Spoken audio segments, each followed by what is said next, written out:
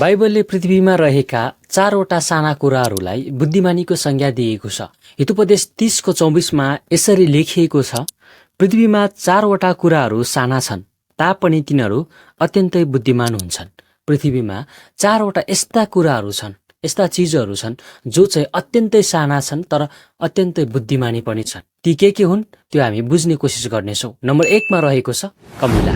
कमिलालाई बाइबलमा यसरी लेखिएको छ, कमिला थोरै बल भएका प्राणी हुन् तापनि ग्रीष्म ऋतुमा नै तिनीहरू आफ्नो भोजन सञ्चय गर्छन्। नम्बर 2मा रहेको छ सापन।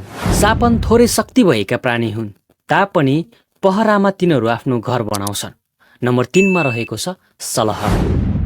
सलहका राजा हुँदैन तापनि तिनीहरू लहर हुल बाँधेर अगाडि बढ्छन्। नम्बर 4मा रहेको छ छेपारो। यहाँ यसरी लेखिएको छ, छेपारालाई हातले पक्रन सकिन्छ तापनि राजाको महलमा त्यो पाइन्छ। यी 4वटा कुरालाई बाइबलले साना छन् तापनि अत्यन्तै बुद्धिमानी छन् भनेर बताएको छ। जय मसीह।